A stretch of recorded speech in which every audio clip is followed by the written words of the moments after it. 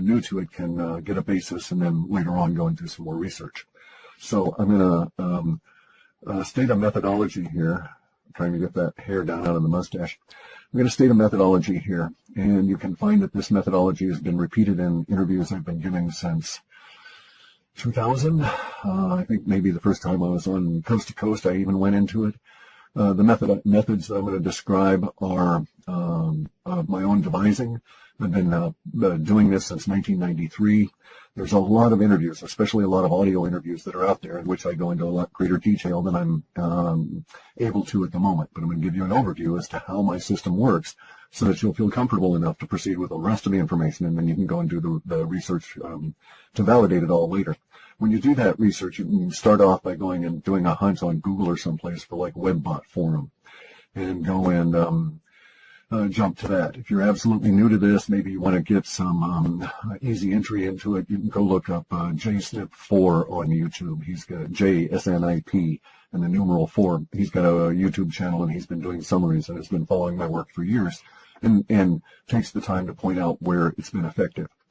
So now the methods. Basically what I've done is I've come to the conclusion that humans are psychic, and most of us don't know it or acknowledge it. It may cause us to make certain moves with intuition, but we really don't bring it into our consciousness. So what I did was I devised a software that's basically of 4 components. The one component are these things called spiders, which are just search engine kind of programs that go out and read web pages. And that just goes out and looks for data, and I tell the spiders what to look for. The second component is the processing that weeds out all the data that we don't want, because it brings back vast quantities of stuff that's just not useful for us. And the third part is the lexicon. The lexicon is a dictionary of words in many different languages, but it has no definitions, which is why it's really called a lexicon and not a dictionary. And what it is attached to each of the words are values that are represented by numbers that go to how that word is perceived by the native speakers of that word in its emotional context. So see, basically what I'm looking for are emotional changes that show up in language. And it was always my understanding that I worked from since 1993 that these emotional changes were as a result of our psychic or intuition leaking out. And so what I've done is make a giant intuition sweeper. The way Google sweeps the internet and comes up with places for you to go and look at to respond to general or specific queries, what I did was to come up with a giant search engine that looks for distilled bits of intuition that end up on the internet in the form of language changes. So now, it's all done linguistically. The fourth component here, we have a database of some considerable size that runs in a language called SQL, and I'm able to do some very extensive data mining on this. And then at the other end of it, I do personal interpretation. So let me explain how that works. The data sets might bring back a collective psychic intuition. Okay, so let's choose as an example something I do not do. As a rule, I don't involve myself in personalities like celebrities, tabloid kind of things. I'm interested in a deeper level of discovery from this. So as a rule, I don't even look at and we throw out personalities and stuff. But at the moment, I'm going to use a personality as an example because it's the stuff I don't normally do. This is actually within the data, so as it occurs over these next I want to say 6 months, but maybe it was 7 months out in model space. I have a model that I moved through time, and I did the timing and then programming and all this on my own. So it's my own mechanisms. Again, I've discussed it in other interviews. But let's get to this personality as an example so I can show you the difference between the data and the interpretation. So the data says that there's this actor by the name of Luke Wilson that's going to be involved in some form of a car wreck. A car accident.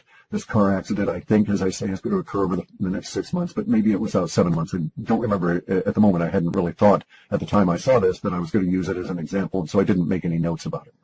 And I'm just doing this from memory. But anyway, so that's the data sets provide that kind of information, and it's a very concise, very cryptic, because it's just basically accident, and then under accident there's a supporting set that goes to cars, and then there's the other set that ties in Luke Wilson by name. Now, then the interpretation part is there's a lot of other data sets in there that bring back all these other words. So what I'm doing is I'm interpreting that Luke Wilson will be involved in a car accident, as the data says, but that he's not going to be a participant in the accident. He's going to be more of a witness. And so that's how he's going to show up within the referenced language.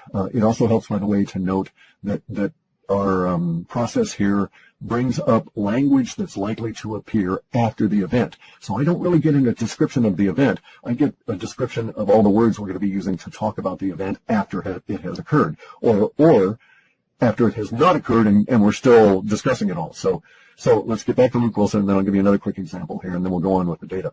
And so my interpretation here, the interpretation part, is that he's going to be a participant in an oblique or peripheral sense, not actually in the driving either car, that kind of a thing. And I could lay out the data that shows as to why I think that, because of these supporting sets that have legal language and some other things in them. Now, so that's the interpretation part around the actual data set showing up. So there's two components in each and every element of future forecast. Okay, so now let's look at the elements of language and how an event can occur and not occur, yet still produce the same kind of language. Let's just say we took a Super Bowl.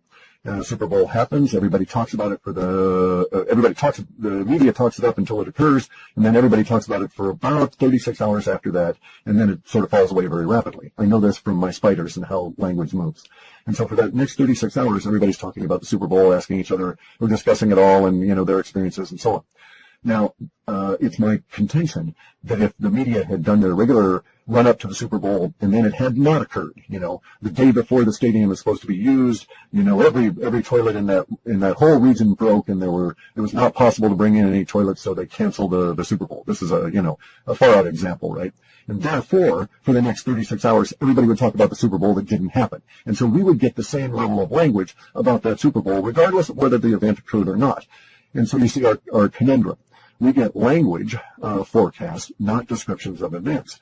Ergo, I'm in a situation here where if I perceive that there's going to be an event, it could be that, it's going to be an event of omission as opposed to commission, in the sense of something that's missing rather than occurring. And I just can't tell the difference from the language we get, because we get the language that says Luke Wilson car wreck, and then some other legal language and other modifiers, peripheral sets in this, that lead me to suspect that he's just going to be, along for the ride in a legal sense and not really a participant.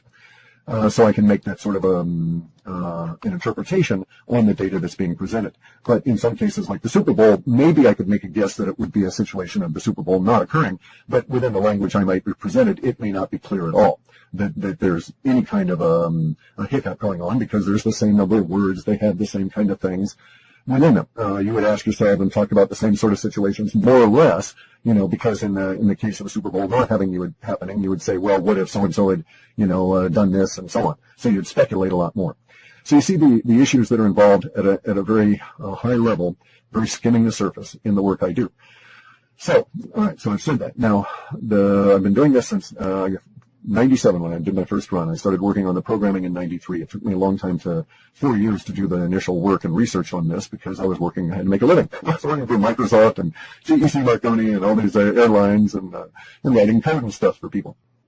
So that's what I was doing at the time. I was a software engineer, specializing in very large databases and data mining and interesting kinds of projects that are very high end. I program in a number of languages. My core language is C. I do some assembler. I like C a lot. C++. I don't need the overhead. I do encapsulation.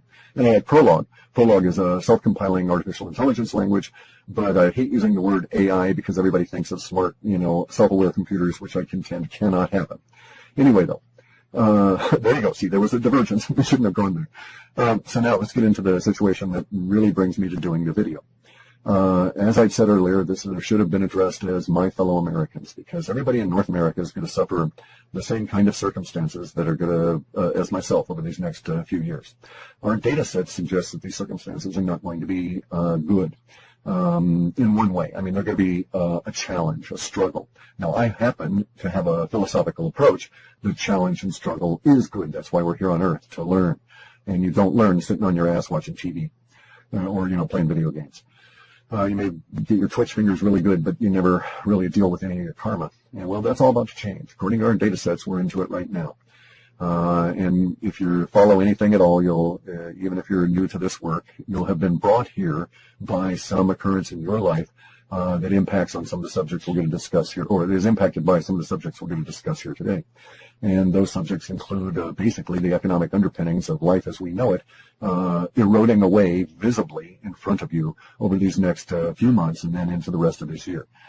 The erosion is described in our data sets as being so fast, the collapse of all of the bubbles that the Federal Reserve and the criminalists have put together is described as happening so fast that there's major changes in society that occur at what is seemingly a blinding speed, given the usual rate at which change might occur. Now, note that the powers that be, politicians and everybody, they don't like change in our society. Politicians are followers. They follow polls. They follow the masses. They're not leaders in that sense. So they don't like change because it causes them to have to change, and they feel uncomfortable because until they get a poll reading on it, they don't know how you're going to react, and they're paranoid. So you can't trust politicians to lead anytime, anywhere, under any circumstances. We're in a situation now where the economic bubbles are all going to pop.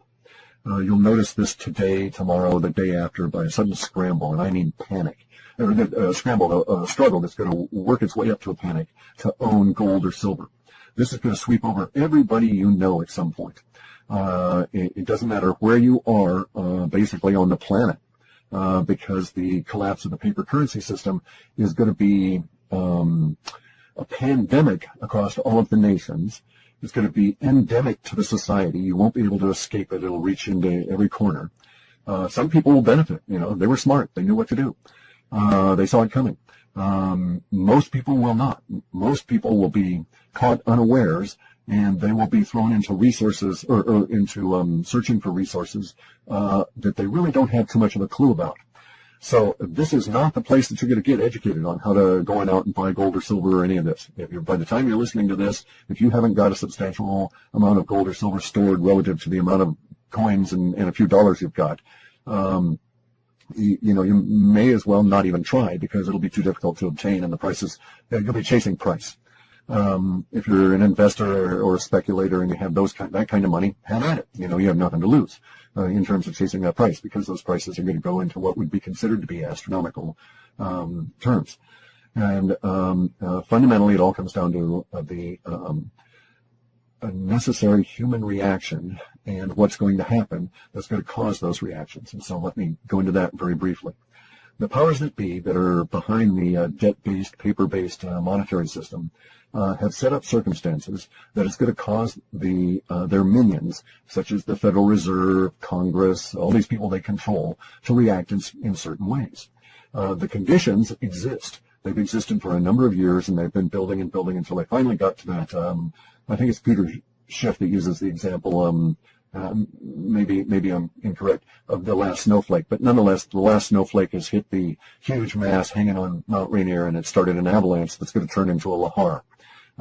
For those of you who don't live in volcano country, lahar is a water-fueled scouring mud flow that eats out old streams and creek beds, mixes up all that glacial fill rock and sand and gravel and stuff, and comes down like cement. It moves really fast. I mean, this stuff can, it moves at 32 feet per second because basically it's slimy cement-like sludge that's falling down the side of a mountain.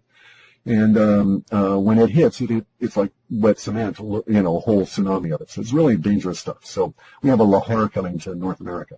Now, the lahar is going to affect all of us more than the rest of the planet because we're stuck behind the dollar. We're stuck behind the powers that be and the structure that they built for the dollar that's going to cause their minions to have this specific kind of reaction. That reaction will lead to hyperinflation. And by hyperinflation, I'm specifically referring to a situation that will cause goods that you may need, dish soap, that kind of thing, to be very, very difficult to obtain, and the prices will be hard to take. I mean, the prices in dollar terms are going to be very difficult to deal with.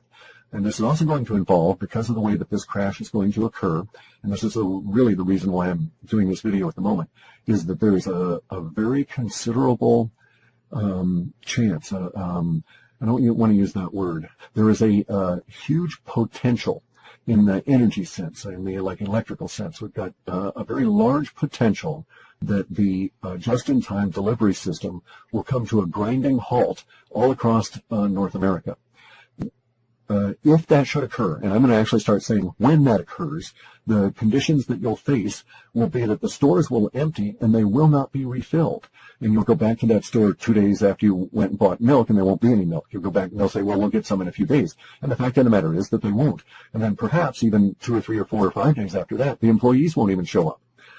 We don't know how it's going to actually mature at the individual level, and it's going to really depend where you are and how much of the material that you use in your life is locally sourced. Because we've gotten a situation where everything that travels over the roads to get to the stores that you consume is basically riding there, floating there on a sea of paper debt credit.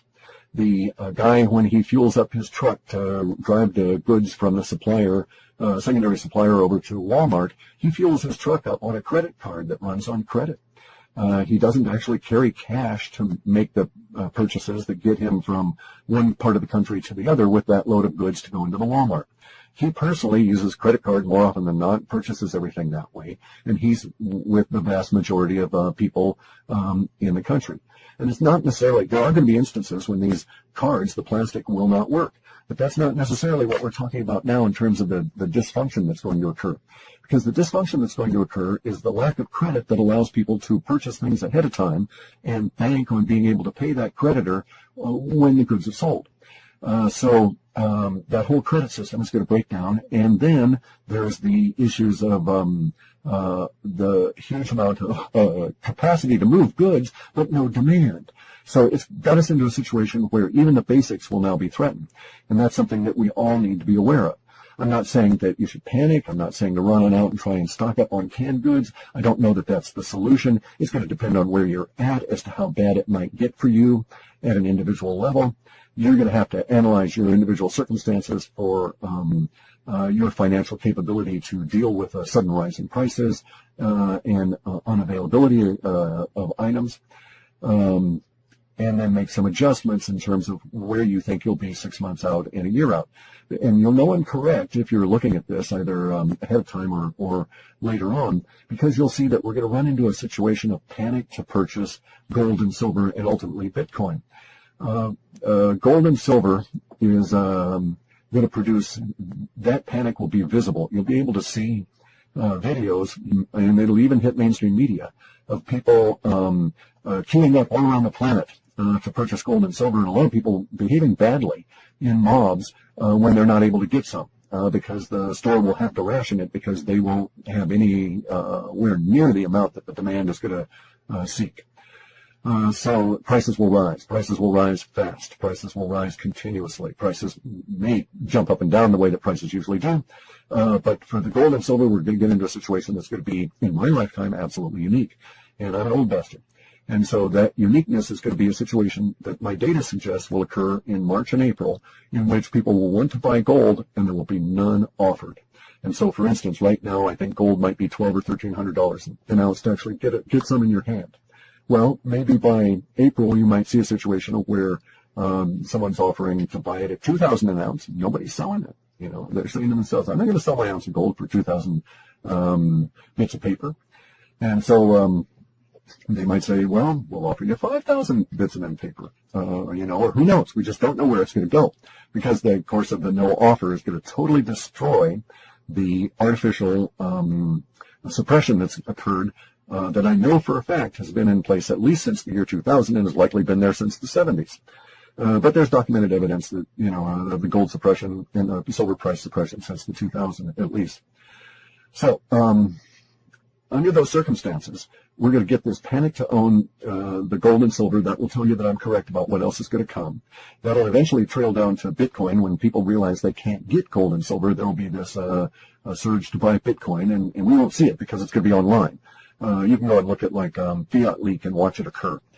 This could be global. We're going to see currencies all over start taking really big swings in volatility. What we call wobble. That was what the data called it, a wobble. We're going to have a wobble for the dollar. It's just going to bounce around like that. And as it bounces around, confidence is going to be lost.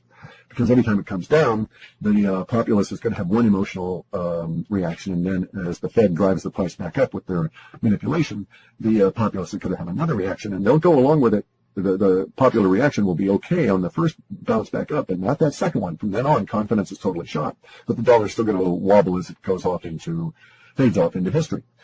So if you're in North America, you're going to have to deal with the destruction of the currency that has moved my entire life. It's moved me through this planet my entire life. And it's going to be gone, effectively gone, especially as purchasing capacity dries up, because the response of the minions will be to hyperinflate. They don't have any other tools. They don't know anything else to do. They're really, really, really dumb. All these people at the top, they're just clever criminals, and there's a criminal system you live under, and that's why these really stupid people are running everything. And I cannot tell you how absolutely stupid these people are.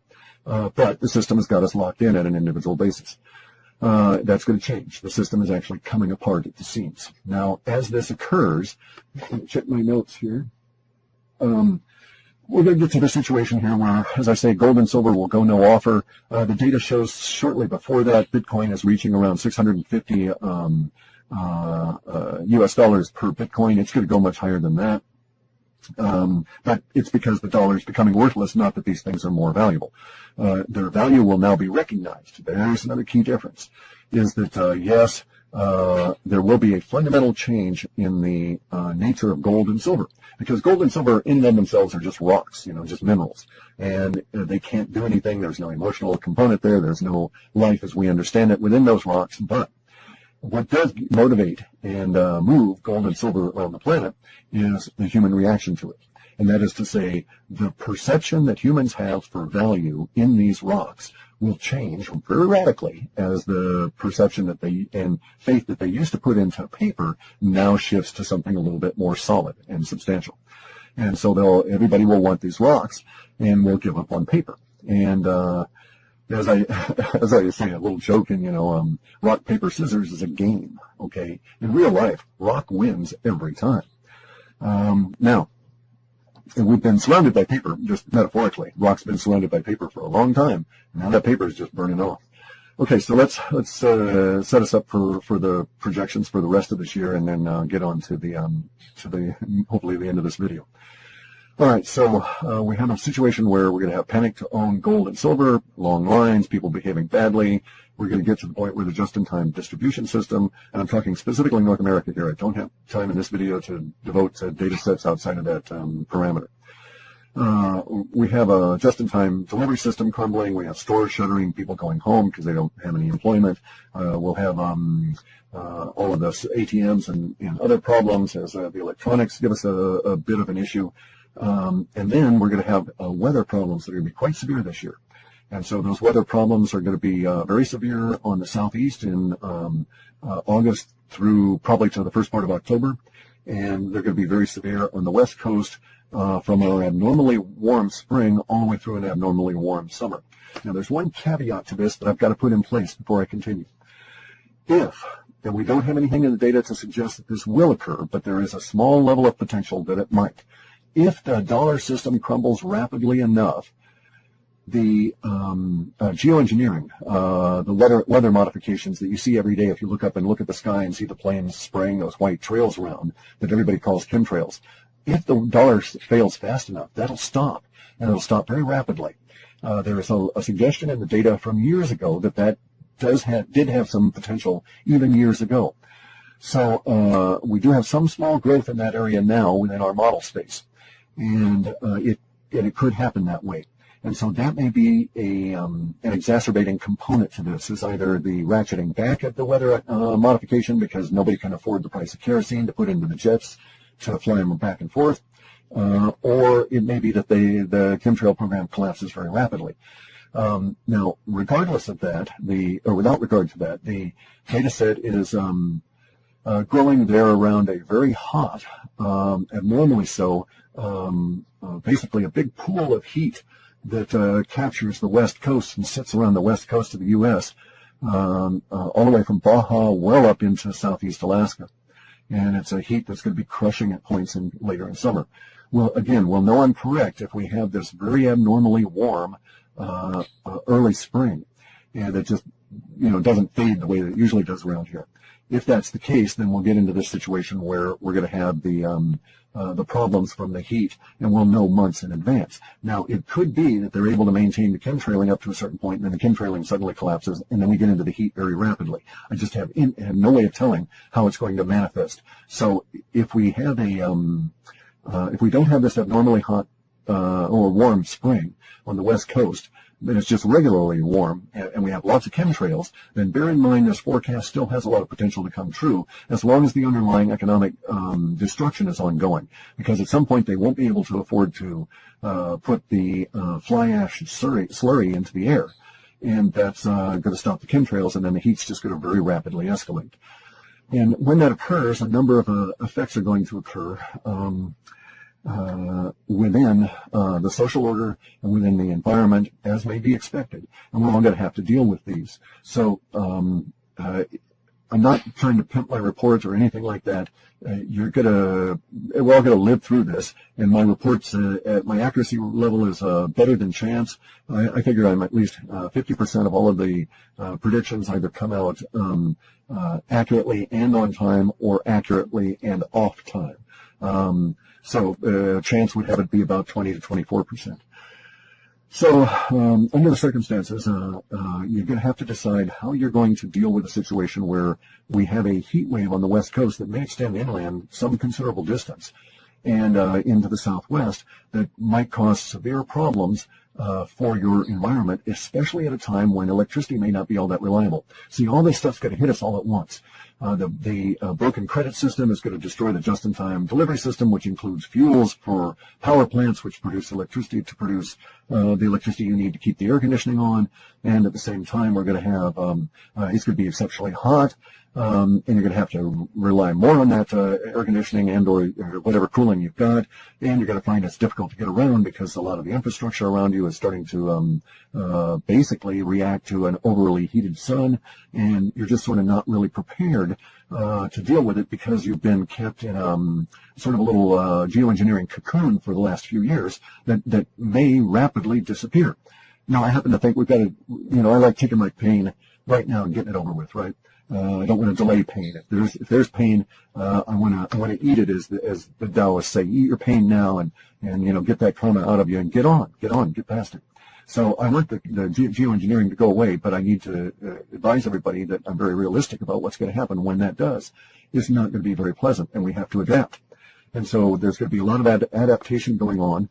And this is the other component of this. The good part of the reports that we've had here for the past few years have been saying that basically we're in a renaissance period, long delayed, that's been held in abeyance by the manipulation of the economic system. If the economic system had collapsed in '87, we would be into just such a kick-ass renaissance now. It would not matter that the environment is radically changing, because we would have already started adapting in the early 90s, that kind of a deal.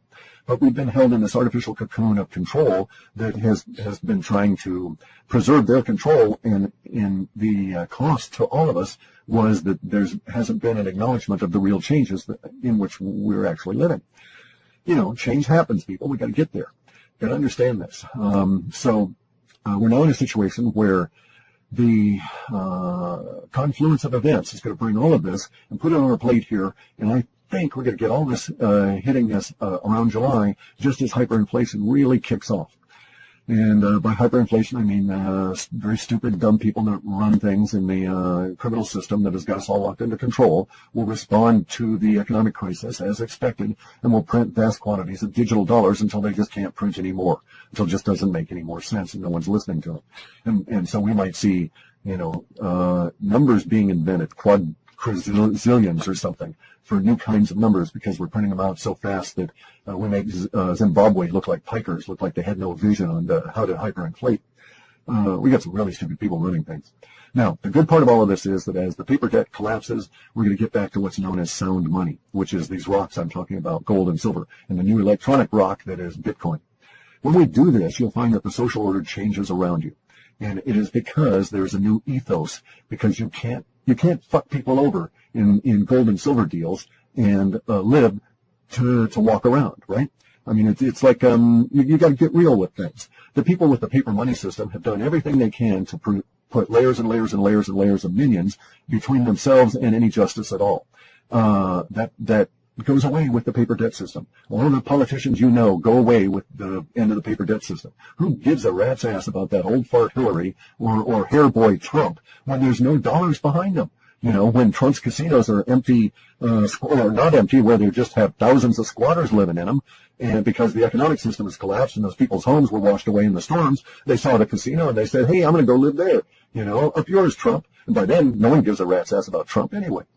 You know, that's the kind of world we're going to be getting into. As it may actually come to the point where the, quote, federal government does not have the money to front an election. It will come to the point, and we'll start seeing that within our data shows us anyway, it will come to the point by August that we'll recognize that the moral bankruptcy as well as the physical or actual economic bankruptcy of the two major parties. So hooray, the political oligarchy and dictatorship that we've lived under, it's gone. It's dying in 2016. I don't vote. It's a mud's game. They've got everything rigged. And you know it's rigged because they're going to present you two people and they're going to say that this is the best that America has to offer. You know, Hillary Clinton, the whore for the elite, or Donald Trump, the other whore for the elite. You know, that's the best that America has to offer. No. I got better people here in Olympia than either of those two. So, sorry, didn't mean to get into that. Anyway, so here's where it's at, guys. It's going to be really harsh for us this year, and something you have to pay attention to now, if you've got any inclination at all, is gardening when it counts. I think there's even a book by that name, like Gardening When You Have to Depend on It, or Gardening When It Counts. And that's where we're at now. That's why I'm bringing this up, because food's going to be an issue. It's not going to be a question of, you know, how much you're going to pay for that tomato. It's going to be a question of, do you have that tomato out of season? Probably not. Not if you're not figuring a way of growing it next year. You know, so that's the route it's going to go. You're going to learn a whole lot about food because it's going to be a very key issue as we go forward. We live in a hugely resource-rich environment that's been kept from us by the paper debt system. And we now have to learn to explore that hugely rich environment around us in really creative ways because the paper debt system is coming down. Without that, you've got to figure ways to make yourself an asset to the universe, because otherwise you're a liability to everybody. And in a harsh world like that, liabilities go quick. And you don't want to be in that group that goes quick. So, hang on a second. Brain's moving here. So you need to figure ways to be self-reliant, to take responsibility, to take personal responsibility for your interaction with others, to recognize that you're going into what we can now call a sound money situation, where you get paid for as you produce in the universe. You know, if you offer value, you will find that universe rewards you. Unlike the paper debt system, where if you don't offer value, universe and you're a criminal, universe has rewarded you. Well, that system's gone. You know, universe is tired of that. We've learned what we could from it. Now it's time to get rid of it. In any event, so gardening when it counts, get to it, get creative. It doesn't matter to me if you live in the middle of a highly urbanized environment, as long as you've got electricity. And you can figure actually that some things in some areas, electricity will just keep going. Other areas not. It's just going to be, you know, depending on the luck and where you live and how many people are in there and how scared the government is of electricity riots and this kind of thing, right? And so you know, you may not get an electrical bill. You may get to the point where who is it, like Con Ed? I don't know if that still exists in the Northeast, but you may not get a bill from your electric utility for years once this stuff starts happening. And they may still keep the power on simply because the government is too afraid. Those people in power are too afraid to turn it off or to allow the natural course of events to have that power company shut down. And so there will be some things that will, by nature in some areas, a lot of it driven by fear, become de facto public institutions in a serious way. So if you've got electricity, talk to your local pot growers. Figure out how to grow things indoors under lights. Especially good as long as they're spraying the chemtrails. You don't really want that aluminum and the barium and the strontium and the other crap they're putting up there down on your food anyway. That's why I've got a grow dome, so we don't, you know, in a dome, a geodesic dome with plastic over it, so we don't get all the chemtrails, because they put tons of the stuff in the air here because it blows east where they want it to go. So anyway, gardening when it counts, be creative. You can grow tons of food in small spaces. You'd be really amazed. If you get into things like biointensive, go look up biointensive. You can find that you can grow a full year's diet in 1,100 square feet per person. Even smaller if you're doing it indoors under high energy conditions. More continuous, better crops, etc. If you need hints, go to places like Permies, P-E-R-M-I-E-S. I think they're .org, Permies.org. It's permaculture. People there have been doing this stuff for years. They can guide you. It doesn't have to cost money. You can find most of the materials. We're in a resource-rich environment. Even in an urban area, you can find areas where you've got sunlight and all the conditions that you can then, or most of the conditions that would then allow you to do something, drape plastic over a balcony and you've got an instant greenhouse, that sort of thing. So it's going to come to that. Look to what happened to Cuba as your model, because that's going to be basically what's going to be happening to all of North America over these next few years. We're into the periods of struggle. It started this year, January 1. It started just if you paid attention to the stock market, it started there with very ominous sign, portents of the future, all of that. And so we're into the years of struggle. It's a decade. We'll be doing this for the next 10 years. The first 4 years are going to be really rough. That's when most of the people that are going to die from this will perish, is in those first 4 years. So if you make it through these next 4 years, the odds, so to speak, are increasingly in your favor. There are going to be a lot of people that are flourishing, that are going to flourish in this period of time because it's their nature. You may want to, latch on into their sphere of influence, because there's creative individuals out here that are going to respond in a very positive way and create whole new social movements and means, and in some cases, economic empires, because they'll know how to do things and will respond appropriately, and the universe will reward the fact that these guys have done that. It's going to be very difficult for everybody. Let me see the last on notes. Okay, so gardening when it counts. Weather's going to be a problem. Be prepared to do all of your gardening stuff indoors. It doesn't matter if you're east, west, north, or south. There will be some kind of a condition that will impact you in a negative fashion that indoor gardening may make more sense. In some areas, power, when it goes, it won't be coming back. It's just going to be, at least not in any meaningful fashion. So just be advised of that. There are going to be areas that, according to our data, that lose power regionally, and then it's a struggle for years for them to get up to the point where they have reliable power again. I don't have any sure guidelines on where that might be, and I don't offer any suggestions to anybody on where they should go live, because that's personal karma. As I say, I can tell you, oh yeah, go live in Denver, Colorado, and you get there, and the second day you're hit by a truck and killed. It's entirely personal karma. So, don't ask me where universe wants you to live. Ask universe. And then if you're dependent on medicines, be advised that you should look into that. See if there are substitutes, see if you can stockpile. There will be shortages in some medicines for some period of time. Over the next 10 years, it's going to be a little bit spotty. Now, on the other side of that, there's good news in the data sets that say that the Renaissance is going to hit North America. We're going to really blossom. That once we get rid of this paper debt monster, the zombie octopus banks that are vampire squid things sucking our blood and life. Mixed metaphors all the helling on there. Once they're gone, the Renaissance really blooms here, and we come out stronger, in some ways much more cohesive, and in the end, North America, or not in the end, but over the next 10 years, will come to dominate and offer to the planet some things that don't exist now. A plethora of North American-based bioreactive agents in the forms of new medicines that will be developed here that basically couldn't have evolved, couldn't be built anywhere else, simply because of the plants and mineral structures that have evolved here. That's going to happen. Also, data showing that we're going to get into new kinds of businesses that may include, George Jetson kind of cars, anti-gravity kind of floating around vehicles, which I personally would like. That'd be really cool. Actually, dozens of things are pointed in our data sets have been in reports for years, new electrics and this kind of stuff. So we'll get right down to it in terms of my report and stuff, because I'm going to wrap this up here. I offer these reports at $15. There's enough discussion on them in the webbot forum that if you didn't want to spend the money, you could probably go there and ask people, and they could probably tell you certain things that are going on. We have to be relatively careful about encouraging the republication of our material, because it causes circuitous loops if our spiders pick up our own material, and it causes problems within the data, and I actually have to spend probably 18-20% of my time screening all that crap out. And it's a constant